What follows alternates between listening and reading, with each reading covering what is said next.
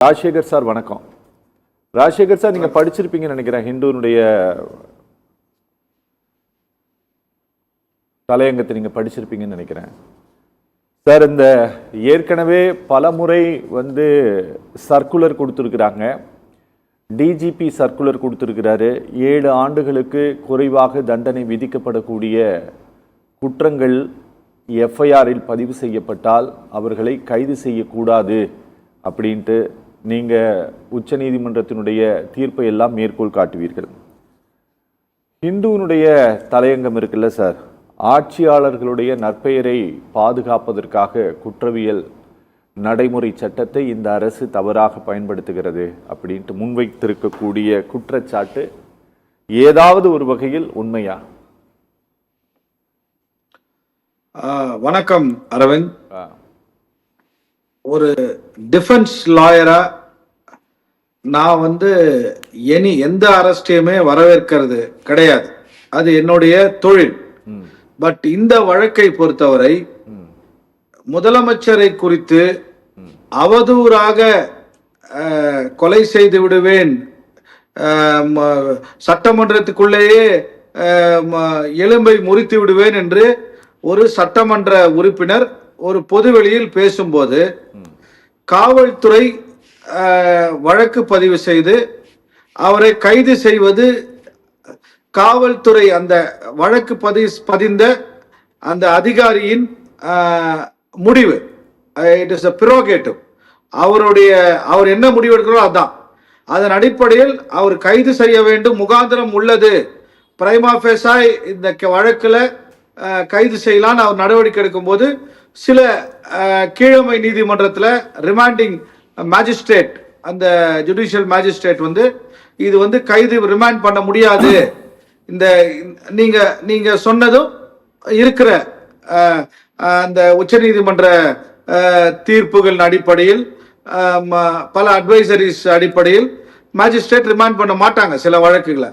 ஆனா இந்த வழக்குகளை அந்த மேஜிஸ்ட்ரேட் ரிமாண்ட் செய்திருக்கிறார். அப்படி இருக்கும்போது அதுக்கு உண்டான எல்லா விதமான இன்கிரீடியன்ஸ் சொல்லுவாங்க, சாராம்சங்கள், இந்த வழக்குக்கு கைது பண்ணக்கூடிய அனைத்து இன்கிரீடியன்ஸும் அவங்க சப்மிட் பண்ணதுனாலதான் அந்த எம்எல்ஏ கைது செய்யப்பட்டிருக்கிறார் என்று நான் அந்த லோக்கல் நீதிமன்றத்தில் நடந்த என்னென்ன எவிடன்ஸ் கொடுத்தாங்கன்னு எனக்கு தெரியாது. ஒரு இந்த நடக்கிற சம்பவங்களை வைத்து இந்த நீங்க சொன்ன மாதிரி பத்திரிகையில வந்த செய்தியை வைத்து நான் இந்த கருத்தை சொல்றேன். சோ அந்த மேஜிஸ்ட்ரேட் கன்வின்ஸ் ஆன பிறகுதான் ரிமாண்ட் பண்ணிருப்பாரு. So it is the prerogative. அதை நம்ம கைது செய்தது குற்றம். அவர் பிணையில் இந்த வழக்கு நடக்கும்போது ட்ரையல்ல அக்விட் கூட ஆகலாம். It is a matter of trial later stages. But இப்போ அவரை கைது செய்ததற்கான முகாந்திரம் இருந்ததால்தான் அந்த கைது நடவடிக்கையை ஏற்று அந்த மேஜிஸ்ட்ரேட் கைது செய்ய உத்தரவு பிறப்பித்திருக்கிறார், அனுமதி அளித்திருக்கிறார். சார், அனுமதி அளித்திருக்கிறார் எனக்கு தெரியும் சார். நாங்க அது திரு மார்க்கண்டேயனுடைய கைதை மட்டுமே கோடிட்டு வைத்து பேச விரும்பவில்லை. நீங்க இது எம்எல்ஏவையே இப்படிதான் கைது பண்ணுவோம், அதனால எதிர்த்து பேசக்கூடிய எல்லோருக்கும் இதுதான் அப்படிங்கிற எச்சரிக்கையா இதெல்லாம் கேட்கிறேன். இல்ல அது கேஸ் டு கேஸ் நடக்கக்கூடிய சம்பவங்கள்ங்க. அதாவது ஒரு வழக்கை நீங்க எல்லா வழக்கையும் அப்படி பொதுவா பேச முடியாது. ஒரு வழக்கும் அந்த தன்மையை பொறுத்தான் நம்ம கருத்து சொல்ல முடியும்.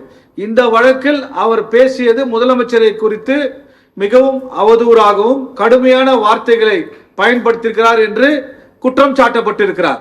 அந்த குற்றத்தின் அடிப்படையில் அவர் கைது செய்யப்பட்டிருக்கிறார். அதை தான் நீதிமன்றம் ஏற்று அவரை கைது செய்ய உத்தரவு பிறப்பித்திருக்கிறது.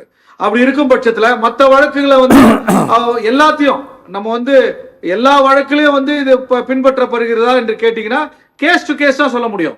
ஒரு வழக்கை இந்த இன்னொரு வழக்கு கூட ஒப்பிடவே முடியாது. ஒரு வழக்கு சார், நாங்க ஒவ்வொரு வழக்கும் ஒவ்வொன்று வித்தியாசம் அப்படிங்கிறது தெரியும் சார். நீங்க பெரும்பாலான வழக்குகள்ல இந்த மாதிரியான அரெஸ்ட்ல அதிகபட்சமாக ஒரு சப் இன்ஸ்பெக்டர் ஆஃப் போலீஸோ அல்லது ஒரு இன்ஸ்பெக்டர் ஆஃப் போலீஸோ இன்வெஸ்டிகேஷன் ஆஃபீஸராக இருப்பார்கள். திரு மார்க்கண்டேயனுடைய கைதை பொறுத்தவரை நீங்கள் பார்க்கும்போது அங்கே டிஎஸ்பி வராரு. நீங்க ஏடிஎஸ்பி வர டிஎஸ்பி வர இல்ல சார், டிஎஸ்பி யார் வேணா வரலாம் சார். நான் சொல்றேன். இல்ல வரலாம், நாங்க வந்து இல்லன்னு எல்லாம் சொல்லல. ஆனா நீங்க அந்த நேரத்துல அவர்கள் சொல்லக்கூடிய சார்ஜ் இருக்குல்ல, என்ன துப்பாக்கி முனையில் மிரட்டுகிறார்கள் அப்படின்ட்டு, நீங்க இதெல்லாம் சார் போலீஸ் போர்ஸை வந்து யார் சொன்னாங்க சார் ஒரே நிமிஷம் சார். இந்த அன்பானந்தம்னு ஒரு பையனை அரெஸ்ட் பண்ணாங்க. அவர் பேசுனதுல எனக்கும் கூட உடன்பாடு இல்லை, சரியா? அவர் அந்த அளவிற்கு சென்று பேசி இருக்க கூடாதுதான். ஆனால் அவருடைய ஜாமீன் மறுப்பில் தமிழ்நாடு காவல்துறை சொல்லி இருப்பது அண்டை மாநிலத்தில் விடுக்கப்பட்ட இமெயில் த்ரெட்ல எல்லாம் அவர் சம்பந்தப்பட்டிருக்காருன்னு சொல்லி குறிப்பிட்டிருக்கிறாங்க. ஒரு ஆளை, ஒரு நபரை சிறைக்குள் தள்ளணும் அப்படின்னு முடிவெடுத்து காவல்துறை எதெல்லாம் கோர்க்கிறது அப்படின்ட்டு பார்க்கும்போது உண்மையிலேயே ரொம்ப அச்சமாக இருக்கிறது இந்த அரசாங்கத்தினுடைய நடவடிக்கை. அதனால உங்ககிட்ட கேட்கிறோம், நீங்க ஒரு டிஃபென்ஸ் லாயராக இருந்து மேஜிஸ்ட்ரேட்னுடைய முடிவு அப்படின்ட்டு சொல்லக்கூடிய இந்த நியாய தர்க்கங்கள் எங்களுக்கும் புரியுது. ஆனால் இது இந்த அரசு விடுக்கக்கூடிய அச்சுறுத்தலா, மறைமுக எச்சரிக்கையா நான் தெரிஞ்சுக்க விரும்புறேன். நீங்க நேரடியா கேட்கக்கூடிய கேள்வி வந்து, ஒரு வழக்கறிஞராக நான் கருத்து சொல்லணும்னா, அரசியல் ரீதியாக அரசியல் கட்சியை சார்ந்த ஒருவர் தான் இதுக்கு பதில் சொல்ல முடியும். ஒரு வழக்கறிஞரா நீங்க என்ன கேட்டீங்கன்னா, அரசின் நடவடிக்கை கீழே அரசியல் விமர்சகர்னு மாத்துங்கப்பா, அப்ப பதில் சொல்லுவார் அவரு. அவர் பேரு கீழே அரசியல் விமர்சகர்னு மாத்து, அப்ப பதில் சொல்லுவாரு. இருங்க, அது இல்ல, நான் நீங்க கேட்ட கேள்விக்கு பொலிட்டிக்கல் ஆன்சர் வந்து அது எப்படி வேணா நீங்க சொல்லிக்கலாம், கருத்து சொல்லிக்கலாம். இது வந்து மிரட்டுறதுக்காக போடுறாங்க இந்த வழக்கு. இந்த மாதிரி நம்ம கடந்த காலத்திலயும் இந்த மாதிரி வழக்குகளை பார்த்திருக்கோம். நம்ம அதிமுக ஆட்சியிலும் பார்த்திருக்கோம், திமுக ஆட்சியிலும் பார்த்திருக்கோம். இதெல்லாம் வந்து it's a matter to be debated with political parties. ஆனா ஒரு வழக்குன்னு பாத்தீங்கன்னா முகாந்திரம் இருந்தால், கைது செய்வதற்கான முகாந்திரம் இருந்தால் கைது செய்ய அந்த காவல்துறை அதிகாரிக்கு பொறுப்பு இருக்கின்றது. அவர் செய்வதை நம்ம தடுக்கவும் முடியாது. ஆனால் இந்த வழக்கை பொறுத்தவரை தமிழ்நாட்டின் முதலமைச்சரை நேரடியாக அவர் வந்து த்ரெட்டன் பண்றாரு, அவர் வந்து லைஃப் த்ரெட் பண்றாரு. அப்படி இருக்கும் பட்சத்துல அவர் வந்து பெயில்ல வருவாரு. கண்டிப்பா ஒரு 10 நாள்ல 20 நாள்ல 30 நாள்ல பெயில்ல வர போறாரு. பெயில்ல வரும்போது அவர் ஒரு அண்டர்டேக்கிங் கொடுப்பாரு, அந்த மாதிரி நான் வந்து தெரியாம சொல்லிட்டேன், நான் அந்த இடத்துல சொல்ல, இது சும்மா பேச்சுக்காக சொன்னா கண்டிப்பா அவருக்கு பிணை கிடைக்கும், அது வேற விஷயம். பட் இனிஷியலா முகாந்திரம் இருந்தால் ஒரு வழக்கில் யாரை வேண்டுமானாலும் கைது செய்யலாம். கைது செய்வது அந்த காவல்துறை அதிகாரி பொறுப்பு வகிக்கும் அந்த அதிகாரி தான் சாரும். இதை வந்து நம்ம செஞ்சது தப்பு செய்யாத தப்புன்னு அரசியல் ரீதியா டிபேட் பண்ணலாம். Yes, it is a valid debate, நான் இல்லைன்னு சொல்ல. ஆனா ஒரு கைது வந்து சரியா இருக்குதா, சட்டத்துக்கு உட்பட்டு அந்த எல்லா விதமான நார்ம்ஸும் ஃபாலோ பண்றாங்களான்னு பார்த்துட்டு தான் அந்த கைது பத்தி சொல்ல முடியும். இந்த வழக்கை பொறுத்தவரை அதை ஃபாலோ பண்ணிருக்காங்கன்னு தான் நான் நினைக்கிறேன். Okay sir, okay sir. Sir வணக்கம் ராஜசேகர் சார். சார் இங்க சோசியல் மீடியா மானிட்டரிங் விங் அப்படின்ட்டு ஒன்று இருக்கு சார் போலீஸ்ல. அவங்க யாரெல்லாம் என்னென்னலாம் பேசுறாங்க அப்படிங்கிறத எல்லாத்தையும் பார்க்குறாங்களா அப்படின்ட்டு எனக்கு தெரியாது. யாரெல்லாம் கொஞ்சம் பார்க்கப்படக்கூடிய நபர்கள் அப்படின்ட்டு காவல்துறை கருதுகிறதோ அவர்களெல்லாம் பார்க்குறாங்க. எனக்கு தெரிஞ்சு போலீஸ் வந்து இந்த ஆட்சி வந்த பிறகுதான் இன்ஸ்டாகிராம்லேயே ரொம்ப கவனம் செலுத்துகிறது தமிழ்நாடு காவல்துறை. அதுக்கு முன்னாலெல்லாம் கவனம் செலுத்த மாட்டாங்க. ஏன்னா அதுக்கு முன்னால் வந்து ரொம்ப இன்டலெக்சுவல்ஸ் இருக்கிற இடம் வந்து ட்விட்டர் மட்டும்தான் அப்படின்னு தமிழ்நாடு கவர்மெண்ட் நம்பிக்கிட்டு இருந்தது. இப்போ அவங்களுக்கு வேறு வழி இல்லை, அதனால் இன்ஸ்டாகிராமையும் இப்போது பார்க்குறாங்க. இன்ஸ்டாகிராமை ரொம்ப மானிட்டர் பண்ணுறாங்க. நிறைய சூமோட்டோ ஆக்ஷன்ஸை வந்து தமிழ்நாடு காவல்துறை எடுத்துக்கொண்டு இருக்கிறது. சார் நான் திரும்பவும் உங்ககிட்ட கேட்குறேன், ஒவ்வொரு கேஸ் ஒவ்வொரு விதமான வித்தியாசமானது அப்படின்னாலும் கூட எம்எல்ஏக்கள் கைது என்பது இப்படி பேசினா இவரே கைதாகிறார் அப்படிங்கும்போது இப்படி நாம் பேசலாமா அப்படின்ட்டு பேசிக்கொண்டு இருக்கக்கூடிய ஒரு மாற்று கருத்து வைத்து கொண்டு இருக்கக்கூடியவர்களை கொஞ்சம் யோசிக்க வைக்குமா இந்த தமிழ்நாடு அரசாங்கத்தினுடைய காவல்துறையினுடைய இந்த நடவடிக்கை? கொஞ்சம் நம்ம ஐயோ அரசு பண்ணிடுவாங்களோ அப்படிங்கிற ஒரு அச்சத்தை ஏற்படுத்துமா இந்த தொடர் கைதுகள்? அரவிந்த், நீங்க கேட்கிற கேள்வி வந்து யூகத்தின் அடிப்படையில் இல்ல யூகத்தின் அடிப்படையில் ஒரு நான் நினைச்சேன் நீங்க இப்படிதான் சொல்லுவீங்கன்ட்டு. இருங்க இருங்க இருங்க நீங்க நீங்க நினைச்சல தப்பு கிடையாது. நியாயமான எண்ணோட்டம் இருக்குது உங்களுக்கு. ஒரு யூகத்தின் அடிப்படையில் இது இப்படி நடந்தா அப்படி நடக்குமா, அப்படி நடந்தா அப்படி நடக்குமான்னு கேட்டீங்கன்னா, ஒரு வழக்கறிஞராகவும் ஒரு அரசியல்வாதியாகவும் நான் சொல்றேன், எல்லாருமே எந்த எந்த அரசியல் கட்சி ஆளுகின்ற பொழுதும் அவர்களை எதிர்த்து அவதூறு பரப்பும் யாராக இருந்தாலும் கைது செய்வது இது வழக்கம்தான். தமிழ்நாட்டில் இந்தியா முழுதும் அரசியல் கட்சிகள் செய்து கொண்டுதான் இருக்கின்றது. அதுல மாற்று கருத்து இல்ல. இது நான் நீங்க எதிர்பார்த்த பதில் நான் சொல்லிட்டேன். இல்ல ரெண்டாவது இல்ல சார், நான் எதிர்பார்த்த பதில் இல்ல. நீங்க மனசாட்சிப்படியே பேசல இந்த நிகழ்ச்சியில. முதல்ல அதை சொல்லிடுறேன். இல்ல அப்படி இல்ல.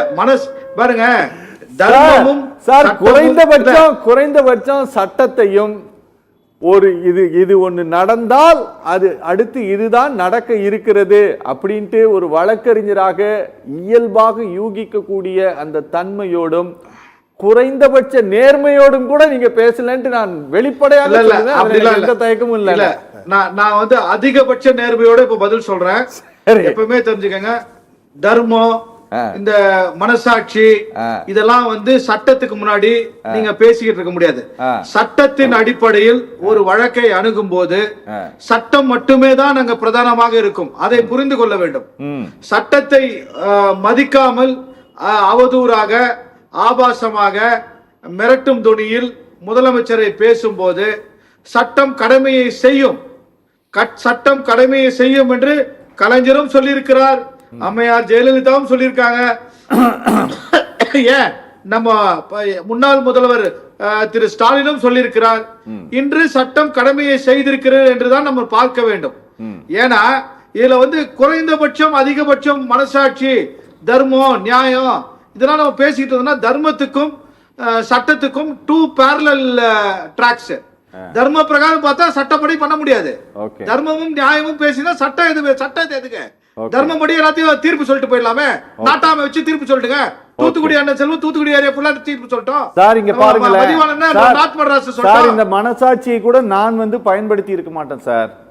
இத கூட இந்த மாநிலத்தினுடைய முதலமைச்சர் தொடர்ச்சியாக பயன்படுத்தியதால் தான் நான் பயன்படுத்தினேன். ஏன்னா சார் ஒரு நிமிஷம் சார், ஒரே ஒரு நிமிடம் நான் என்ன சொல்ல வரேன் உங்களுக்கு தெரியும். அதனாலதான் நீங்க என்ன தடுக்கிறீங்க பேச விடாம.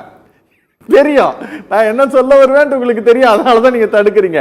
சார், நீங்கள் தாமதமாக வந்ததும் இந்த கரூர் அசம்பாவிதத்திற்கு காரணம் என்று சட்டப்பேரவையில் அப்போதைய முதலமைச்சர் சொன்னது மனசாட்சி இல்லாமல் பேசியதாக பேசுறீங்க அப்படின்ட்டு இந்த மாநிலத்தின் முதலமைச்சர் பேசுகிறார். ஆனா அவரே தான் கரூர்ல போய் நின்றுகிட்டு பேசுறாரு, இது ஒரு சதி சூழ்ச்சி, அதனால எதிர்கால தலைமுறை தெரிஞ்சுக்கிறதுக்கு இங்க நான் ஒரு நினைவு சின்னம் அமைக்க போகிறேன்ட்டு. சார், இங்க வார்த்தைகள் கொஞ்சம் நல்லா பேச தெரிஞ்சவங்களுக்கு தெரியும் அதை எப்படி வேணா பயன்படுத்தலாம் சொல்லிட்டு. நான் சொன்னது என்ன அப்படின்னா, சார் ஒரு வினை நடக்கிறது, அங்க போனா நாம பள்ளம் இருக்கு நம்ம கீழே விழுந்துருவோம் அப்படிங்கிறதும், இல்லைன்னா அங்க போனா உனக்கு உதவுலும் அப்படின்ட்டு ஒரு உதாரணத்தை காட்டுவதும் அதை அங்க போக விடாம சிலரை தடுக்கும். அதுபோல போலீஸ் செய்யக்கூடிய இப்போது செய்து கொண்டு இருக்கக்கூடிய இந்த தொடர் கைதுகள் பேசிக்கொண்டிருப்பவர்களை கொஞ்சம் பேச விடாமல் செய்யுமாங்கிறது தான் என்னுடைய கேள்வி. ஆனா இது யூகத்தின் அடிப்படையிலான கேள்வின்ட்டு நீங்க சொல்றீங்க. அதை நான் நியாயமற்றது அப்படின்ட்டு திரும்பவும் சொல்லுவேன், சொல்லிக்கொண்டே இருக்கிறேன். இருங்க, நான் ஒன்னே சொல்றேன். நீங்க கேட்ட கேள்விக்கு எந்த ஒரு வழக்கும் எந்த ஒரு சம்பவத்திற்கும் காயின் ஹஸ் டூ சைட்ஸ் மாதிரி ஒரு தரப்பு வாதத்தை மட்டும் நாம் கேட்க முடியாது. மற்றொரு தரப்பு வாதத்தையும் நான் பார்க்க வேண்டும், விசாரிக்க வேண்டும், தீர விசாரிக்க வேண்டும். அப்பதான் நம்ம முடிவு சொல்ல முடியும். இது matter to be discussed argued in the trial. ஆனா எந்த ஒரு வழக்கையும் இதுதான் நடந்திருக்கும், இதுதான் நடந்துச்சுன்னு நம்ம தரப்புல இருந்து நான் சொல்லுவேன்.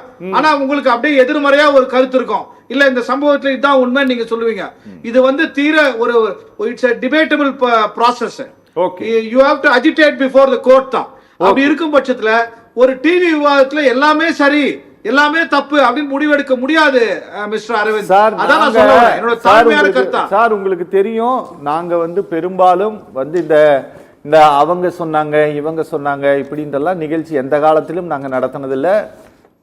பேப்பர் இருந்தா மட்டும்தான் பேசுவோம், சரியா? அதனால நான் இல்ல, சொல்றேன் அதெல்லாம் correct. சார், தற்போது மாற்று கருத்து இல்ல. சார் தற்போது இந்த அரசு அமைந்த பிறகு நடந்திருக்கக்கூடிய கைதுகளில் காவல்துறை ஜாமீன் மறுப்புக்காக முன்வைத்த வாதங்கள் உள்நோக்கம் கொண்டவை, பழிவாங்கக்கூடிய எண்ணம் கொண்டவை. சரியா? அது நான் தெளிவாக சொல்கிறேன். அதுல எந்த மாற்று கருத்தும் எனக்கு துளி கூட கிடையாது. ஏன்னா நீங்க இந்த bail dismiss order, bail order எல்லாம் நீங்க படிச்சீங்கன்னா அது உங்களால எளிதாக புரிந்து கொள்ள முடியும். அதனால தான் இந்த ஹிந்து, இந்த அரசு பேச்சுரிமை தொடர்பான கைது நடவடிக்கைகள் சர்வாதிகார போக்கோடு காணப்படுகிறது என்று அவங்க ஹிந்து தலையங்கம் எழுதி இருக்கிறது என்று நான் கருதுகிறேன். நான் கருதுகிறேன். சரியா? சரி, நாம பேசலாம் சார். சார் முடிக்கிறதா நீங்க இறுதியாக சொல்லணுமா? ரொம்ப ஏதாவது சொல்வதற்கு எத்தனைச்சுக்கிட்டே இருக்கிற மாதிரி தெரியுது. இல்ல இந்த வழக்க வந்து நம்ம எல்லாருமே வந்து ஒரு அரசியல் லென்ஸ்லயே பாத்துக்கிட்டு இருக்கோம் சார். இந்த வழக்கின் தன்மை சார் போதும் சார். இல்ல சார் போதும் சார், தயவு செஞ்சு போதும். ஏன்னா சரி, வணக்கம். சிலர் வந்து நீங்க ரொம்ப இயல்பை மீறி பேசும்போது அது கொஞ்சம் அது நல்லா இல்லாத மாதிரி இருக்கு. அதனால சொல்றேன். சரியா? சரி, வணக்கம் சார்.